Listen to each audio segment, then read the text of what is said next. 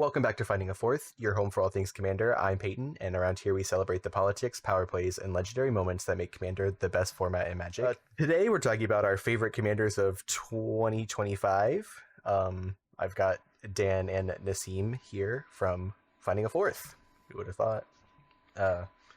We're all going to break down some of our favorite legendary creatures that we all played, and kind of just go into a little bit of detail about why they are so good to us. 2025 had a lot of cool commanders. It's probably one of the busiest years I've ever had brewing commanders, not even just for the channel. I have probably doubled my personal deck list. Mm-hmm. So yeah, I think there was over 700 that were printed this year, just across every set, every product that we had. So it was a lot of openings. Yeah, which is why I think it's important, out of all those cards, right, like which ones really stood out to everyone. And I think this is like one of the first years I feel like there isn't a ton of overlap. I think in the past, like when people were building decks, it felt like you would go to the LGS like after a set released and it's like, oh, everyone's building new commander, insert here, right? It's like, great, I'll play it after you play, and then you're just like trying to find a time to jam so everyone's not playing the same commander. But this year I felt like it was never as big of a problem. You would show it to the LGS with your new decks and it's like no one's playing these because they picked a different amount. So I think you're right. I think the number of legends this year actually kind of made Commander feel so different and varied in games. Shout out to the best set Spider-Man for giving us like 700 new legends. Yeah, I think between Spider-Man, Final Fantasy, and Avatar, there's like enough commanders to last a lifetime. Oh yeah. There's no shortage of legends anymore. Not that there ever was, but... Alrighty, well, I'll start us off with my favorite commander from Aether Drift. They said it was this year? They said it was a dumb set. Captain Howler. Hasn't been on the channel too often, just because it kind of doesn't... it's just in a weird place as far as power level goes, but ultimately it's the deck that I built. I wouldn't say... I think it was after Aether Drift even came out. I think it was like during Tarkir where I built it.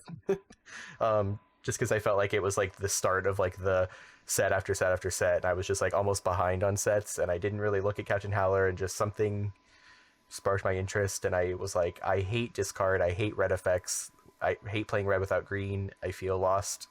But Captain Howler really kind of showed me like red can be a lot of fun.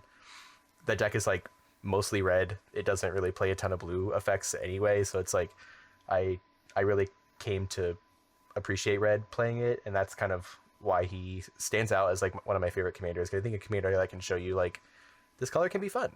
It's cool that Captain Howler taught me to like a color that I didn't really like before, and now I have a new appreciation for red, and I think most of my decks include red at this point, and not just because it's a helpful color, it's like actually a color that I care about. Yeah, I also think Captain Howler is really cool that it rewards like small decision making and tight gameplay, where like every discard is another instance of his trigger. Mm-hmm. So you kind of need to be strategic between, don't want to discard 20 cards here, don't want to discard 1, 1, 1, and 1, just to like maximize your draw. What's kind of cool about those kind of commanders are you see a lot of cards that you wouldn't necessarily play anywhere else. It's always cool to have like a home for those kind of effects.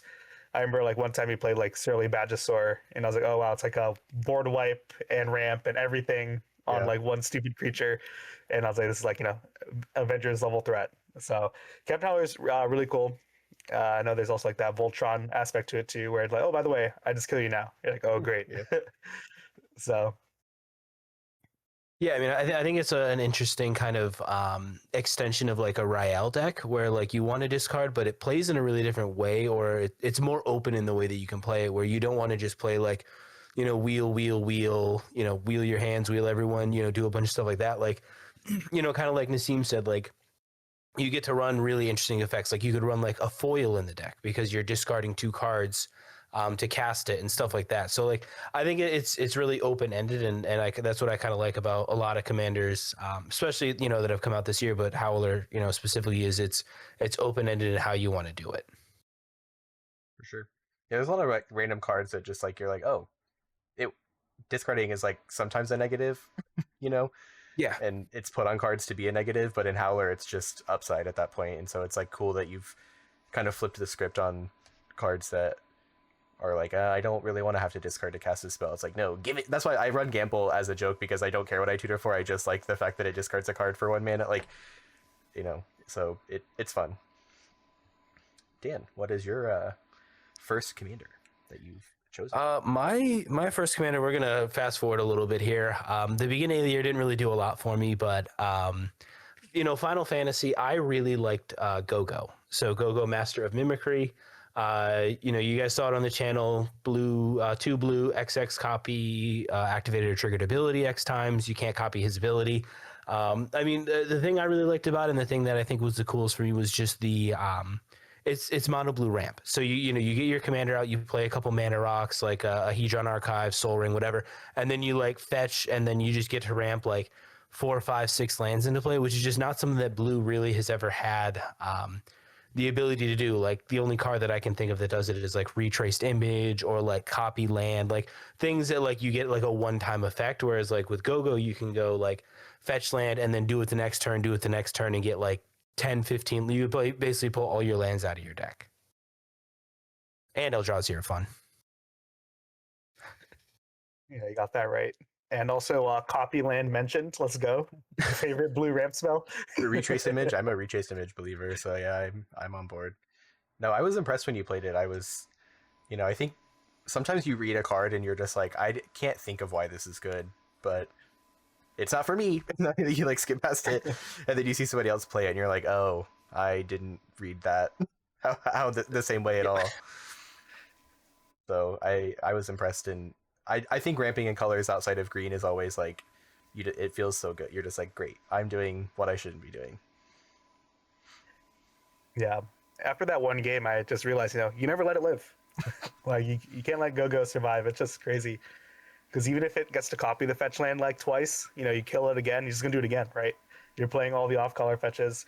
I was making a budget version myself, and like there's so many fetches you can run, like underneath $1. It's like inevitable.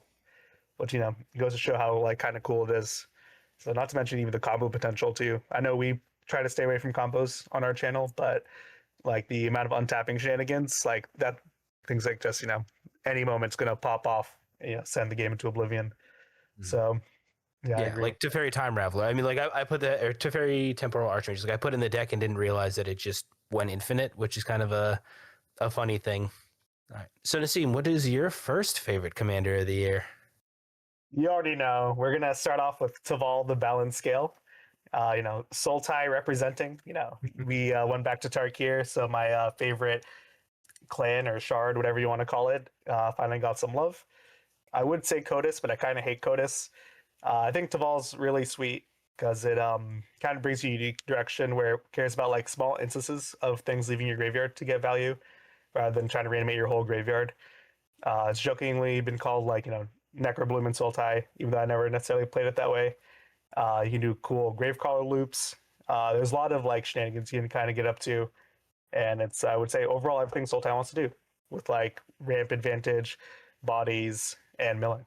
Yeah, I mean it's interesting because it's it's the very close to just like the combo enabler. Like it's like half of a combo in the command zone by itself, which is like it's interesting, and like you said, it's really open ended where you don't have to build in the combos, you don't have to build in like all of that. You can build in some reanimate stuff, which I know Nassim loves. You can build in bringing lands back from the graveyard, which I know Nassim loves. You can bring in like there's just a lot of like really interesting like landfall style stuff, token style stuff that you can do. And I think it's definitely a really interesting kind of unique kind of open ended sort of ability.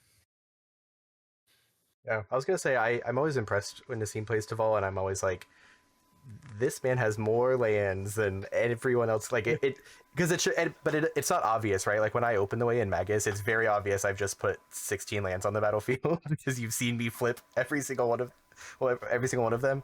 Whereas like in Taval, it feels very subtle. You're just like, oh, on attack, I'll just put this land in. I'll put this land in, and like turn after turn, you're just doing it, and it's usually a fetch land, so you're getting another land for, and it's like, oh, and I like look over and I'm like, Nassim has subtly amassed 20 mana, and no one has noticed.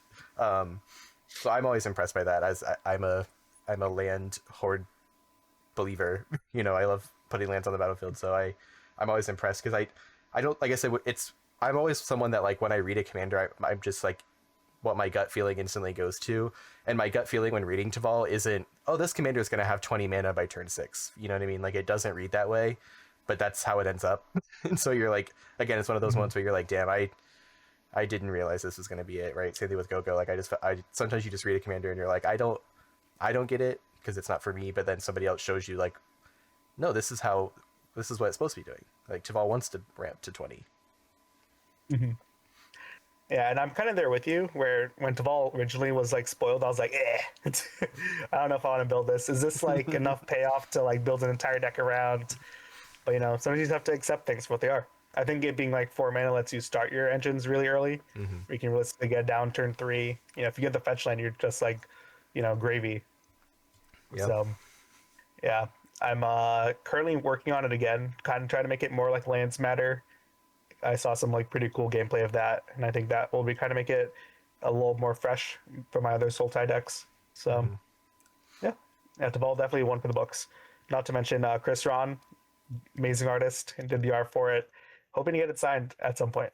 So, When you see us at MagicCon Vegas next year, maybe Nassim will have gotten Taval signed. yeah, when I spend the entire day in line, you can wait there with me. All right, Peyton. What's your second commander you got for us? This one, surprise to no one, Tarkir. We're Nassim left us off in my girl Eshki. Shouted her out as my 2025 favorite card of the year, and I would still say yes.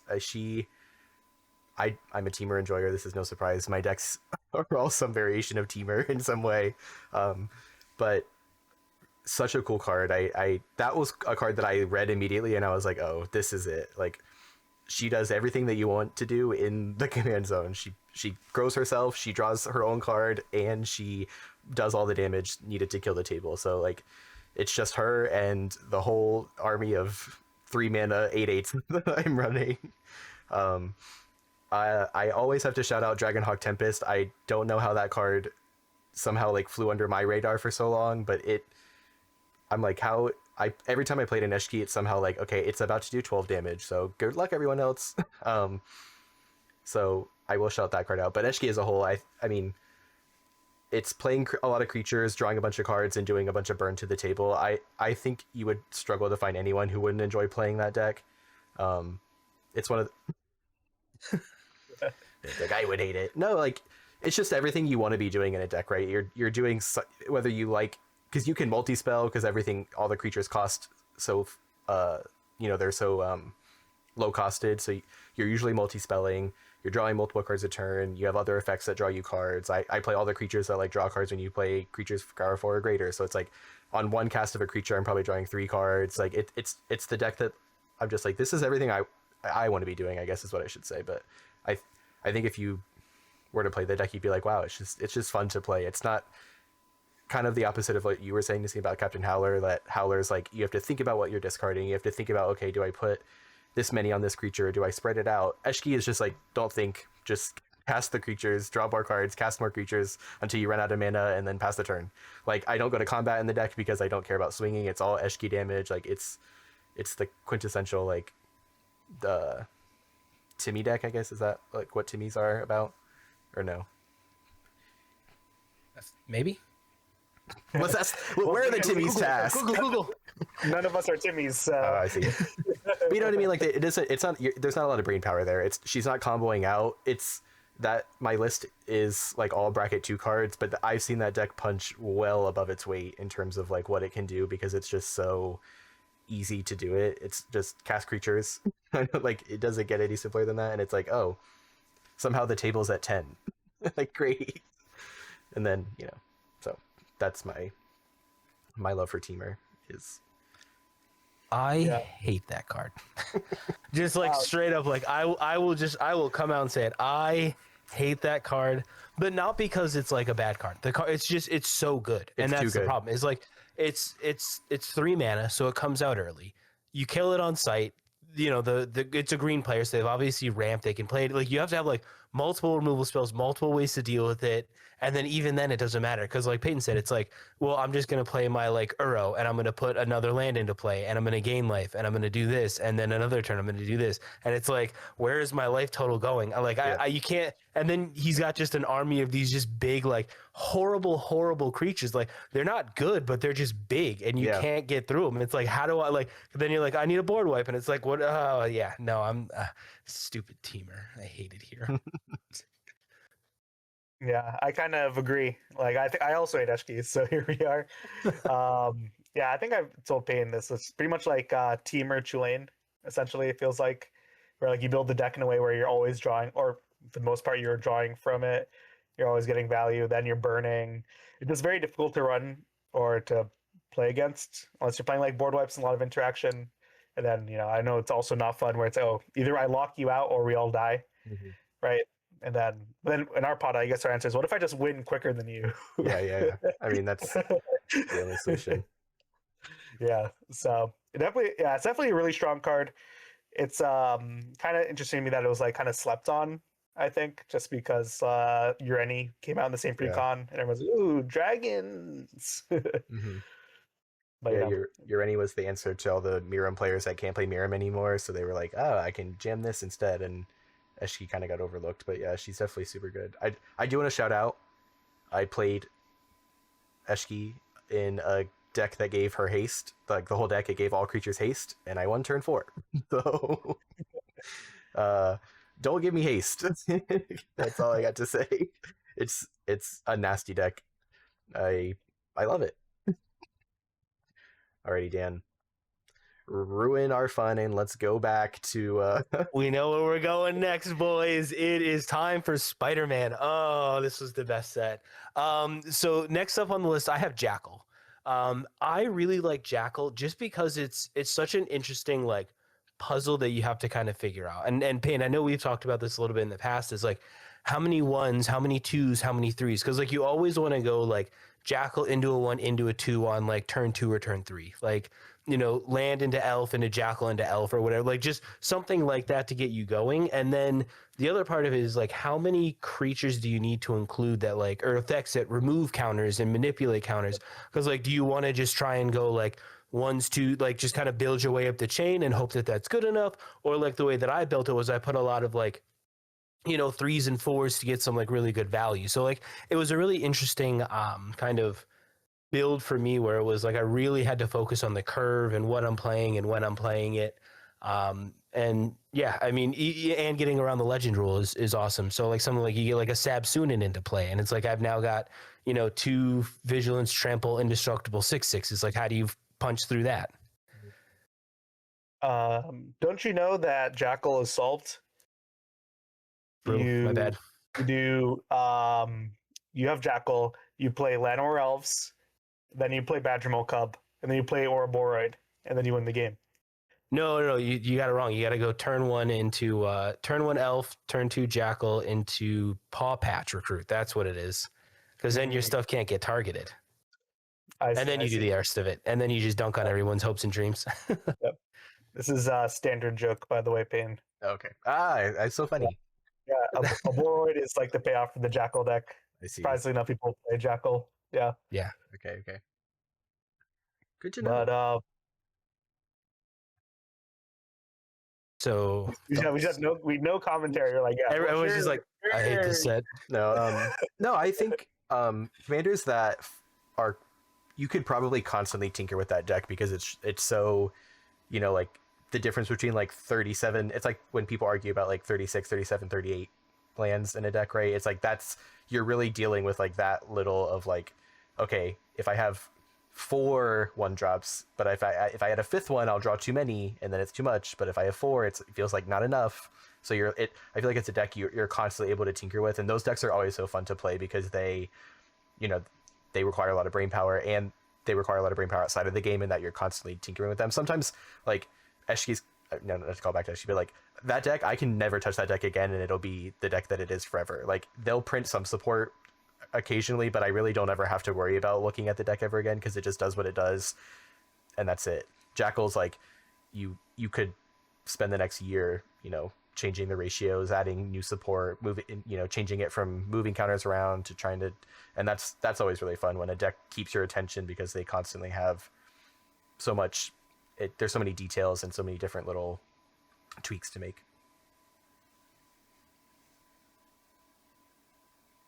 Nassim, you have to say something. I made my Contribute. standard joke. That was it. The only thought he had was standard. Yeah. So, I thought maybe just broaden horizons and talk about other formats and Commander once in a while, but I guess not. Screw me, I guess. We can't talk about those dirty 60 card formats. Yeah, I guess Jackal would never appeal to me as a player that doesn't want to like tinker every slot that way. But now that I've been taking a deeper look at brewing cards using the Dan approach, I can kind of see the enjoyment out of it. I'm just wondering, is there just like best in class things for each mana drop? Kind of like you're playing like a birthing pod deck. I don't know if that's like an alternate line or not. I guess I'd probably just see the deck more to see like how wacky it gets, because I think maybe you're limited with like how strong kind of 1, 2, or 3 drop be and having 2 of them, because I'm sure that's probably like the ones you're gonna be getting most common are at that mana value. But I guess it is cool that he's a cheap commander. Did I just hear that Nassim wants me to bring Jackal back and play more Spider-Man on the channel? Ooh, baby. I'll tell Tyler. Yes. Help me understand why you think this card is good. Seeing is believing, It's a cool card. I mean, I applaud Dan because I was so interested in it and I tried to brew it and I failed. So I said, okay, I will not do it. And then Dan showed up and I was like, wow, of course Dan could figure it out. So, I agree with Nassim. Like, that level of like thought put into a deck sometimes is just like so off-putting to me. But I'm always impressed by the people that can put them together because it's rewarding to watch it work in a game. And then as a player that like wanted to build it, like watching it do its thing, I was like, ugh, I couldn't have done this. I just would have failed. Good job, Dan.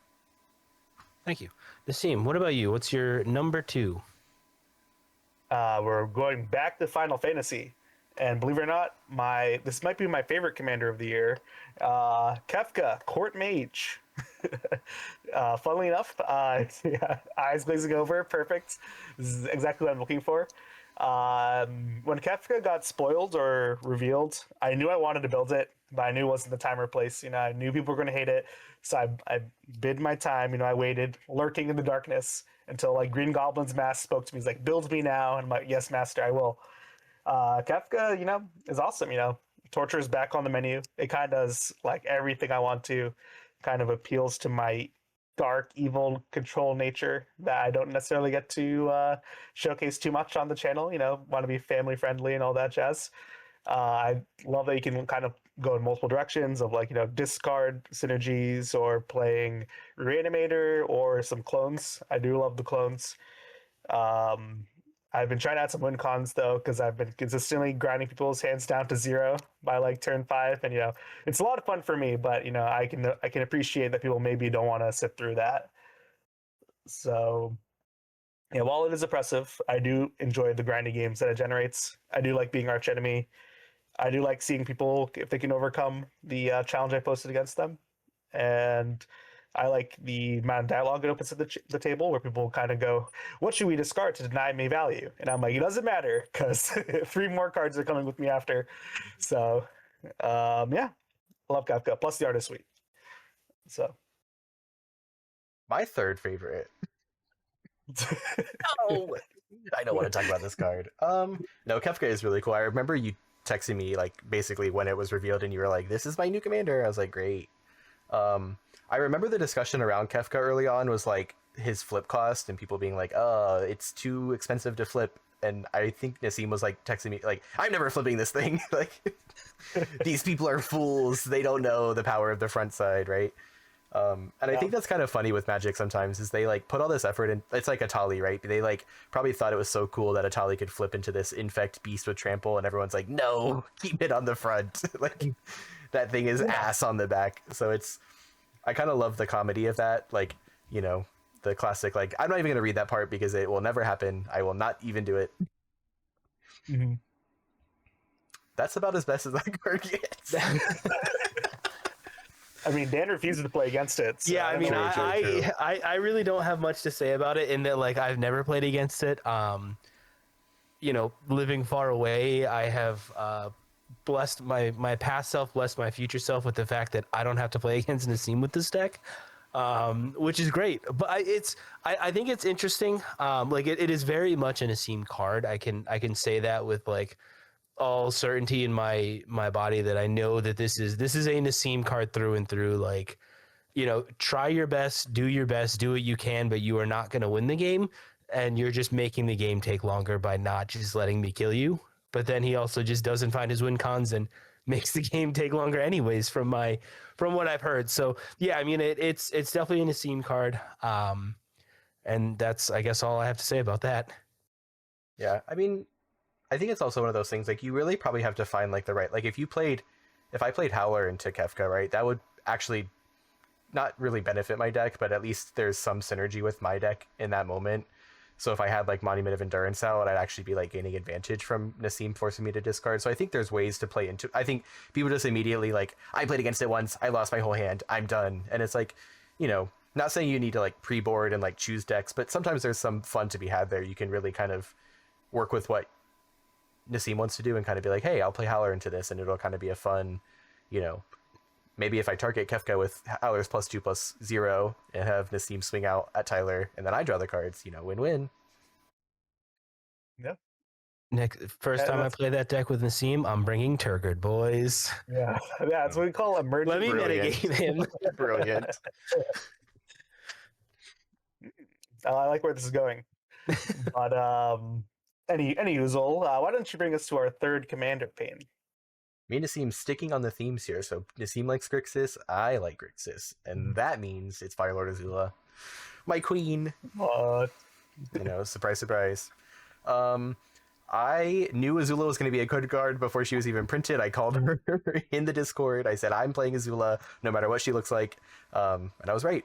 No, I think, you know, this is our time to really shout out how Magic has really nailed the Universes Beyond, like, flavor wins. I think they've proven nearly every Universes Beyond set that they really make the cards reflect the characters. And I think they did this tenfold in Avatar. I think all of the cards in Avatar are so like flavorfully well done, and Azula is the perfect highlight for that. Like I was telling Nassim, like, it's so fun to think about, like, you go to combat with Azula and then you start casting spells and people are like, oh, like, let's try to stop this. If you get into the counterspell war while Azula's out, you automatically lose because you're just, now I'm doubling counter spells. So it's like, I don't care. And so it's just, which I think is so cool for Azula, because it's like, you just don't fight Azula in the show because she's just better. So I think it's a very subtle way of making her so strong, but she's also, like, outside of combat, Azula's not scary, and that, I think that just works so well with the show. And I'm a huge Avatar fan, so like I said, I grew up watching it. Azula was my favorite character, so just seeing her join my favorite game is just a really nice feeling. I think, you know, that's the ultimate thing about this year. I think that I can take away is that, like, Universes Beyond gets hate, but the people that are really big fans of the IPs that they're using, it's hard to be like, I hate this, because this is like a dream come true for 10-year-old me to, like, have, you know, a Avatar version of something else that I really like and still coming together. But more about Azula, not about my love for Azula in the show. Just the card itself is, I think, really cool. Again, it's a very simple effect. She doesn't have a huge paragraph of text that a lot of these other cards nowadays tend to get printed with, right? She has like 2 or 3 lines and that's it, but those 2 or 3 lines say way more than most other cards do. And I think firebending is a great mechanic. So I think it's a cool card. Again, I can't really pick it as my favorite card of the year because we really haven't had that much time with it, but in the few instances I played with it, I've really enjoyed it. I think, kind of like before, like, it's not necessarily that you can build it in a ton of different ways. Obviously you're always going to build it with the idea that you're going to be casting things during combat, but I like that you can kind of go a little bit different with it. Like I said, I've done 2 different iterations now, one that relied heavily on flash enablers, and that one was like trying to cheat out one big spell to try to like just wipe the table with a copied version. Then I played my other version, which was just cheap red instants that I could cast and filter through my deck. We saw how that went. Um, it was awful. Banned. Yeah, immediately took that deck Take it apart because apart. it's just, and that deck is, yeah. That I just was like, let's try this. I did it wrong. I fucked up. But that's what I like. Like you could probably, same thing with Jackal. Like really start tinkering. Like how many flash enablers do you need in Azula? How many just pure instants you want to be running? How many, combat effects do you want to be? Some people are running the like trying to double combat triggers so you get like more mana kind of stuff. So it's all very interesting. And like I said, that's one of the decks this year that I could probably tinker with a little bit longer and try to find like a good spot that works for me. So shout out Azula. Yeah, Azula must die on site. Yes, she is a must go. Yeah, I've seen enough gameplay plus the game we played where it's like there's no way she like can live. Nope. It's like insane. Like even if you for value play her, right, where you like copy, not striker rich. What's like the make 2 treasures, draw Big score. 2? Yeah, big score. Like, let me just draw 4 cards, ramp like 4 treasures. Yep. Yeah, it's like wow. It's like you're always in for a bad time, I think. So until stacks becomes more acceptable in polite society, I think just kill Azula, and we won't have to have that conversation. I think. Yeah, we're very lucky they didn't give her like ward or something crazy. Because I'm sure they thought about it, but they were like, no, that's too good. Yeah. Ward 2. Yeah. Yeah, that would have been gross.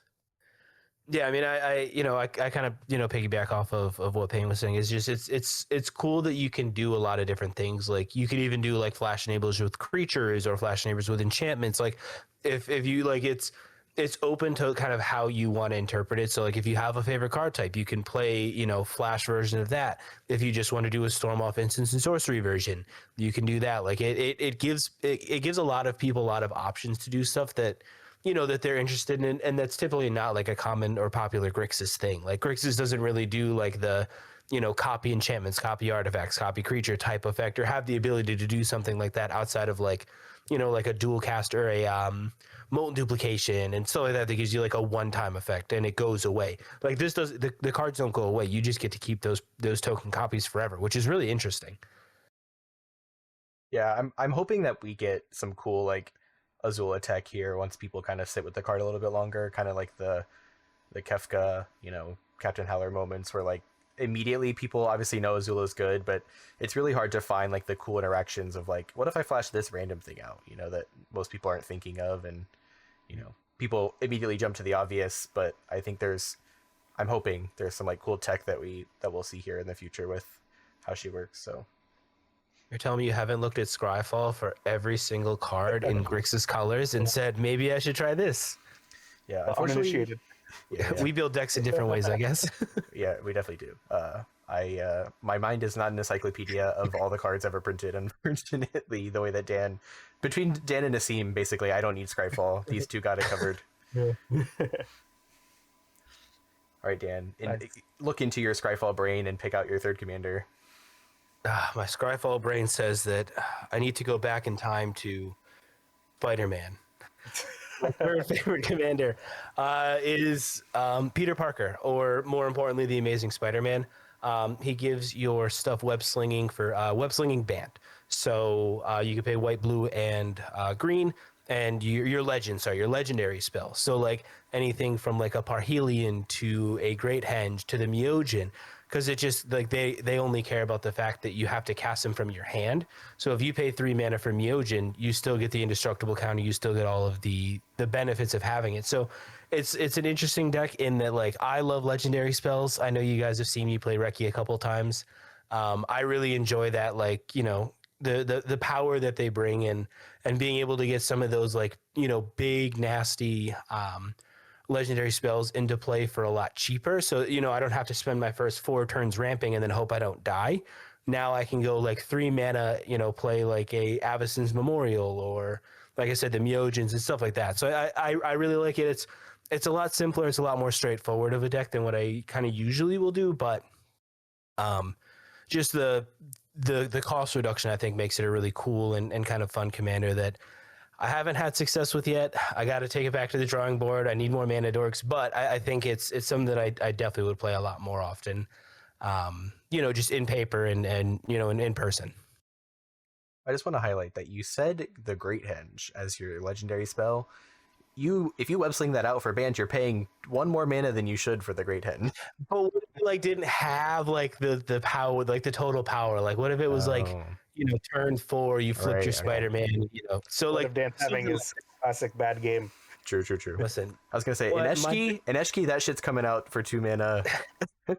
Turn 5. We'll give it turn 5. All right, that's all I gotta say.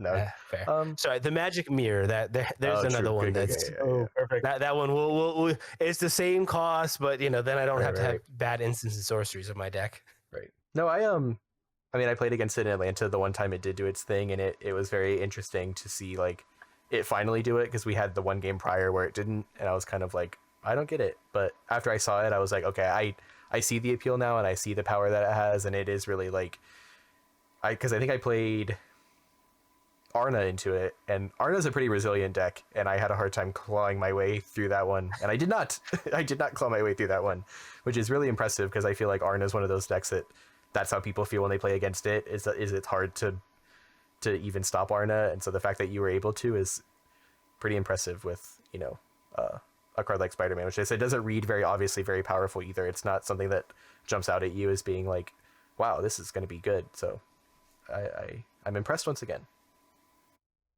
Yeah, I just think it's really annoying that it gets cast triggers for 3 mana, which makes it really nuts. Yeah. Or if you wanted to play Eldrazi, you could. It's 3 mana, let me just exile half your library or steal your turn. I know you were playing Mana Dorks earlier, which we've kind of discussed. Probably really essential to having stuff you can constantly be web slinging out. But yeah, it's kind of Bant good stuff essentially too, right? Where you're just trying to ramp out a bunch, have a lot of cards in hand, cycle in and out your web slinging. It's off-brand ninjutsu. Yeah, I think Peter Parker / Spider-Man is actually really strong, and I'm kind of interested to see if you can perfect it and hone it in. Because you had one of your Myojins was making tokens or something was making tokens. Yeah, the white one. I forget what it's called, but it makes you remove an indestructible counter, and you make a 1/1 for each permanent you control. Right, and you can loop that one because you had Enduring Vitality out, so you can tap it for mana, web sling it to cast something else, to then play that to get more of the indestructible counter to get more tokens that then tap for more, because I think you also had haste with the Chroma's Memorial, which is really annoying. Yeah, you get just you basically double your soldiers every time, which is it's cool. You can build in combos like that. You can put it one of the last cards I think I cut was Concordant Crossroads, and I'm probably going to put it back in. Yeah, I think it's just it was one of the last cards I cut was Concordant Crossroads, and it's one of those cards that I didn't want to do a combo thing, but it feels like it's one of those things if I can get Enduring Vitality plus Concordant Crossroads plus my commander flipped plus if I get 4 pieces to get it I like to think that I've earned the ability to just make infinite dudes. So, sweet deck. I'm very excited. When they unban Emrakul, the Aeon's Torn, ooh, we're going to be just flinging Emrakuls left and right, baby.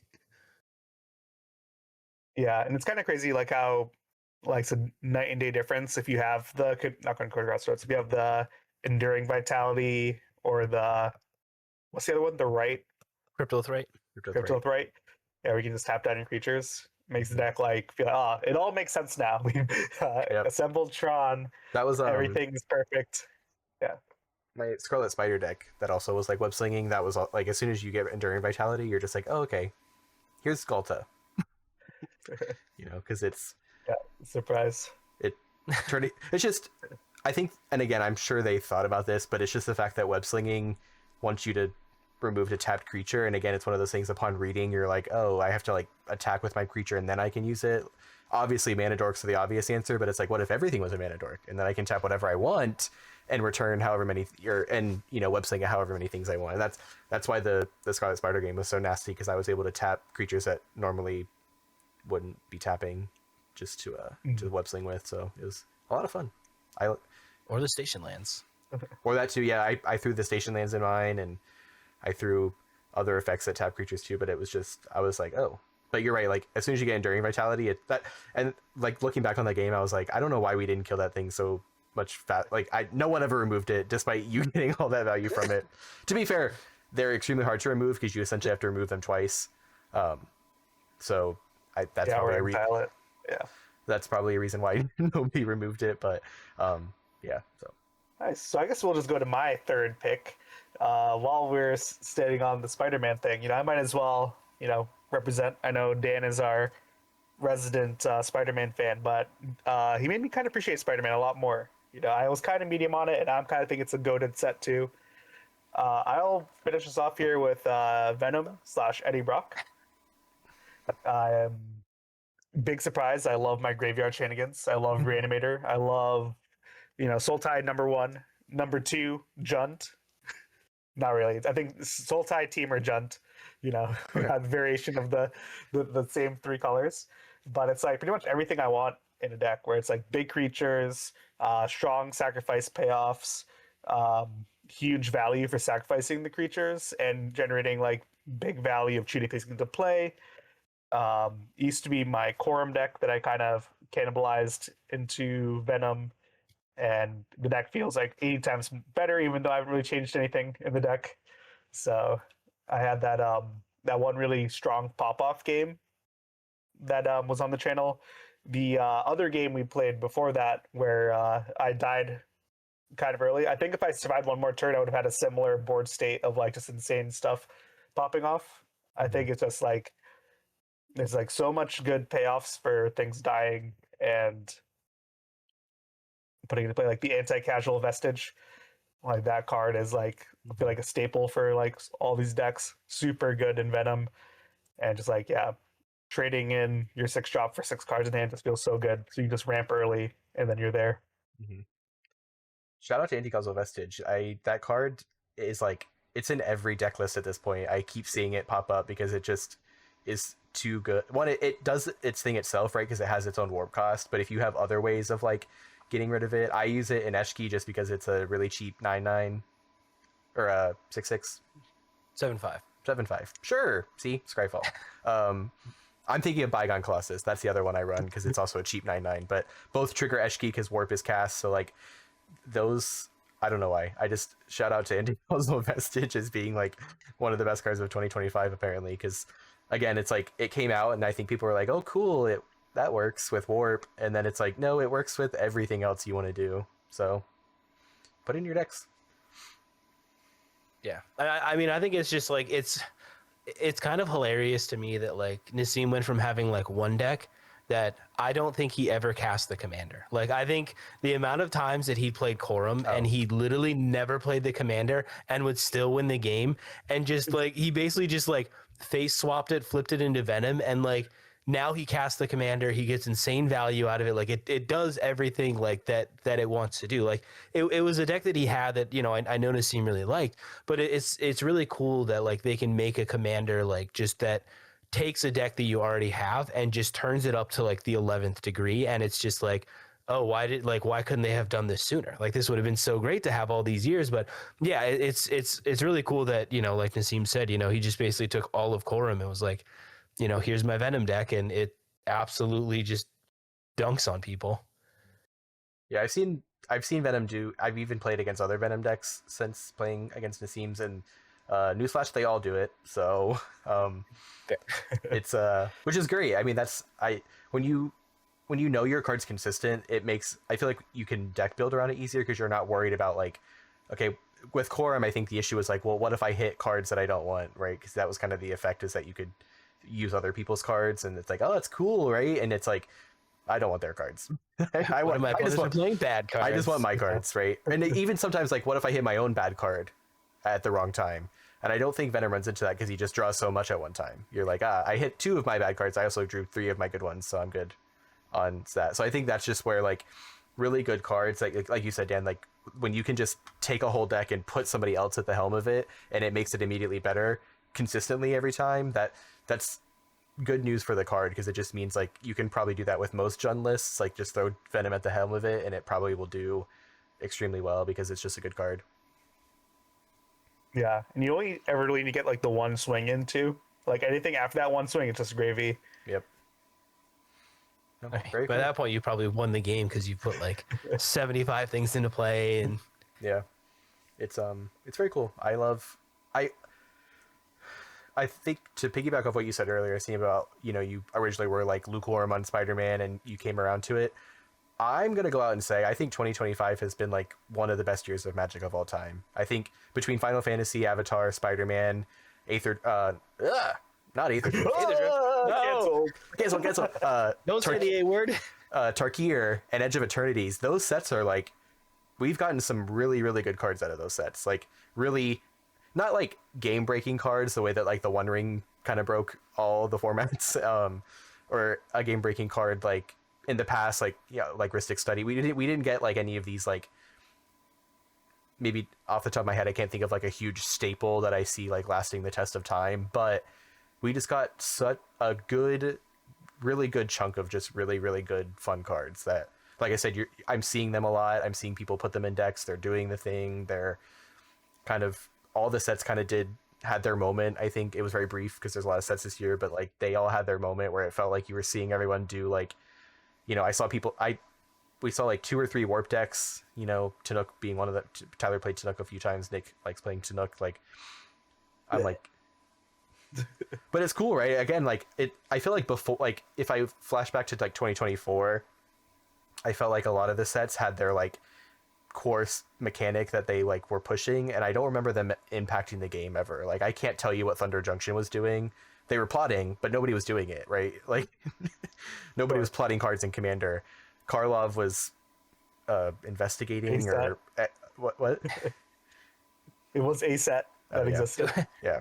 Like outside of the Surveillance, I don't think anyone cares about that set ever in the entire world of Magic. Other set, like what I mean, like those core mechanics that they were trying to make a thing, they just never caught on. They didn't impact games. This year, it felt like Avatar had like 4, between all the bending, right? All 4 of those bendings are like relevant to like the decks that they're in. Sometimes the whole deck's built around the bending. You had warping and Edge of Eternities, which I think is super cool. Like I said, it lets me break Eshki because I can cast things for cheap mana. Because again, I'm just looking for the cast trigger. I don't care that the thing sticks around. So like it's perfect in a deck like that. You're looking at Tarkir just was like a really good Magic set, right? In a world of too many universes beyond, it was like the shining beacon for the OGs. Like Magic is still good and it's still fun and people still want to buy original sets, right? And I think Tarkir nailed it perfectly. It's like exactly what people want from a in-universe set, and people were excited to see all the dragons and their what are they called? Champions, leaders, clan heads. Yeah. So friends and family. Yeah. So like just a great year for Magic overall. Like really, and even Aether Drift, we'll shout out Aether Drift, despite probably being the dud set of the year, it still has like some good pieces and it's a holdover from the year before. You can tell because the speed mechanic is probably the worst mechanic of the year. The set as a whole, it was just too focused on like vehicles and mounts and racing, and it's like don't let Chris hear you say that.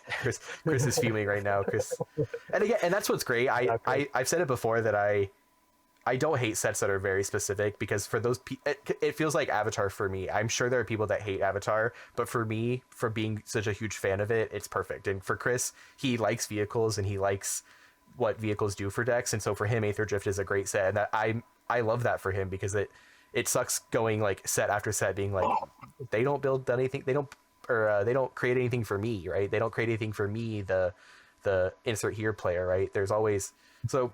To have a set that was a little too focused and it felt a little like if you weren't a vehicle fan, you just felt like Aether Drift was a complete miss for you. But for some people, that's like their goated set, and I'm glad they got that finally for the 6 vehicle enjoyers out there. I never played a Final Fantasy game before. Time's not a heathen. I don't know anything about the continuity, the story. I know Sephiroth kills Aerith. That's pretty much it. Spoilers. Spoiler alert. Yeah. Put a little spoiler over him. But Final Fantasy was like my set. Like I Yeah. remember when it came out, I was like, I forced myself to stop brewing decks. Otherwise, all of my decks would just be Final Fantasy in my personal collection. And here we are now, end of the year, and I have like the four decks I made this year. They're all from Final Fantasy. Where I have like Naya Cloud, Kefka, Tidus, and Sephiroth. And there would have been like two more if I didn't like force myself to stop earlier, like Choco and Wandering Minstrel. There's like a lot of cool stuff that came out of that set, and I probably could do an entire video on it just based off of that. But Yeah, I fortunately, mean, I've been limited here. there's only so many days to Brunisea in a year. But yeah, I mean, I like what Peyton said. Like it felt like 2025 was like a really good, strong facelift for Magic. Like we kind of came out of 2024, people like weren't really big fans. Like things seemed like it was a lot of doom and gloom. But like, you know, we came into 2025 and we got a lot of really good, like powerful commanders and cards that do a lot of really interesting effects that aren't super expensive. Like it's not like it's like Peyton said, it's not like we had like a One Ring or a Rhystic Study or like an Orcish Bowmaster. Like a lot of cards, like you get like a lot of really good, just like cheap, good value. You know, I won't say staples, but like just strong cards that really synergize with a lot of things that I think a lot of new Magic players would be interested in. So I think it gave just a lot of power to, you know, new players, people trying to get into it, or even people trying to step outside of their like current comfort zone of like, oh well, I only like to build Sultai decks. What if I built like an Izzet deck? Who would do that? But like just, you know, something along like it just seemed like it was a really good kind of turning point to make the game more appealing to current you know, and franchise players as well as new players getting into it. Yeah. Also, my honorable mentions. I do just want to shout out all the PlayStation commanders. I think that whole Secret Lair set had a lot of really cool, like Jinsakai is a huge shout out. I think just card wise, but also like card art wise, I think it's one of the coolest cards they printed in a very, very long time. And I think that's evidenced by how hard he was to get and how expensive he is now. But all of those commanders, whether some of them aren't for me specifically, but like I could tell they put a lot of effort into making sure that they were fun and good cards to build around. Like the Kratos and Atreus one is really fun. That's one I kind of gravitated towards in terms of like what I wanted to build and play. And I think it's so fun how like Kratos kills things and he puts the counters on Atreus. I don't know, it's very like, this is my son. He's big.